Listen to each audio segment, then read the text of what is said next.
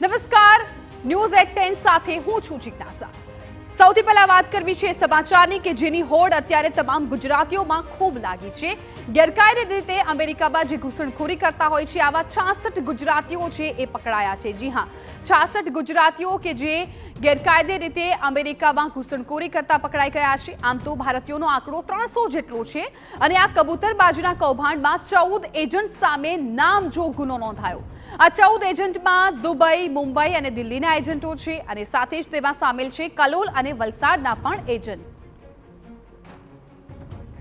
કબૂતરબાજીના કેસમાં 14 એજન્ટ સામે ગુનો નોંધાયો છે અને ઓળખ થઈ જતા હવે સીઆઈડી ક્રાઇમ ટૂંક સમયમાં જ તેમની ધરપકડ પણ કરશે।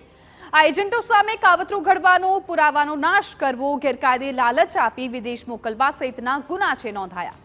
ફ્રાન્સથી પરત મોકલી દેવાયેલા 66 મુસાફરોના નિવેદનો પણ લેવામાં આવ્યા અને આ નિવેદનમાં અનેક ખુલાસા થયા।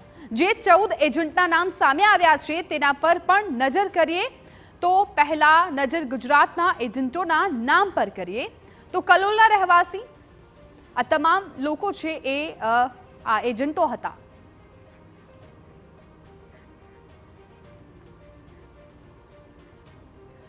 તો આવા એજન્ટો દ્વારા ગેરકાયદે રીતે લોકોને લાલચ આપીને અમેરિકા મોકલવાનું કહેવામાં આવતું હોય છે।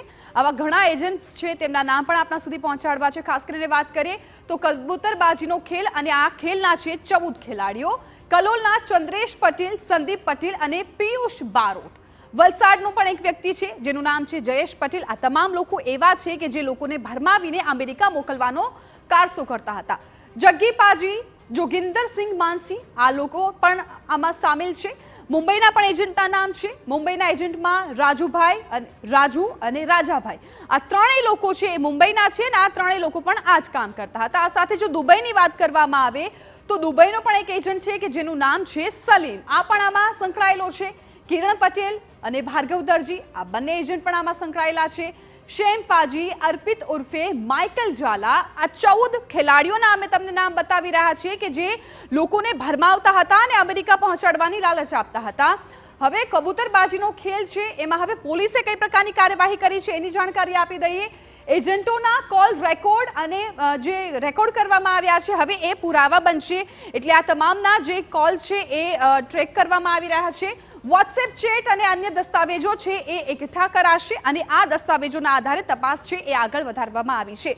નાણાકીય લેવડ દેવડના પુરાવા પણ સામેલ કરાશે કે કોની પાસેથી કેટલા નાણાં લેવામાં આવ્યા છે અને હજુ કેટલા લેવાના હતા તમામ પુરાવાઓ છે એ મળી જશે। લોકોના નિવેદનોને પણ પુરાવા તરીકે સામેલ કરાશે। પોલીસ અત્યારે કડક કાર્યવાહી આ મામલે કરી રહી છે અને આ મામલે જે લોકો ત્યાં ગયા હતા એમના પણ નિવેદન લેવામાં આવશે। કૌભાંડમાં આંતરરાષ્ટ્રીય એજન્ટો પણ સામેલ હોવાનો મોટો ઘટસ્ફોટ થયો છે। ન માત્ર ગુજરાતના પરંતુ આંતરરાષ્ટ્રીય એજન્ટો પણ આમાં જોડાયેલા હતા અને એમના સુધી ત્યાં પહોંચાડવાની આ લોકો લાલચ આપતા હતા।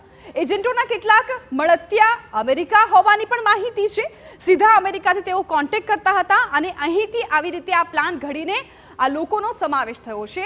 14 એજન્ટો સામે કામ કરતા સબ એજન્ટો પણ અમેરિકામાં 14 મેઇન એજન્ટ છે એના સબ એજન્ટો કે જેમના મદદથી તેઓ આ લોકોને ત્યાં પહોંચાડવાનો કારસો રચતા હતા એવા અમેરિકાના લોકો પણ આમાં સામેલ છે। સબ એજન્ટોની મદદથી કબૂતરબાજીનું એક રેકેટ આખું ચલાવવામાં આવતું હતું। ત્યાંના લોકો પાસેથી તેઓ સંપર્ક કરતા હતા। ત્યાંના એજન્ટોનો પણ સમાવેશ છે અને એમની મદદથી જ તેઓ અહીંથી લોકોને ભરમાવીને લાલચ આપીને ત્યાં સુધી પહોંચાડવાનો આખો કારસો છે રચતા હતા। વિદેશી એજન્ટો અમેરિકામાં સ્થાયી કરી આપવાનું કામ કરતા હતા। અમેરિકાના જે એજન્ટ્સ છે એ ત્યાંના લોકોને સ્થાયી કરી આપશે તેવું તેમને વાદો કરતા હતા અને એ જ રીતે આ એજન્ટો પણ પોતે કોન્ફિડન્ટ થઈને આ કામ છે આખું કરતા હતા। એટલે આ કબૂતરબાજીમાં 14 લોકો છે સંકળાયેલા છે પરંતુ આ 14 લોકો ઉપરાંત ઘણા એજન્ટો ત્યાંના પણ આમાં સામેલ છે।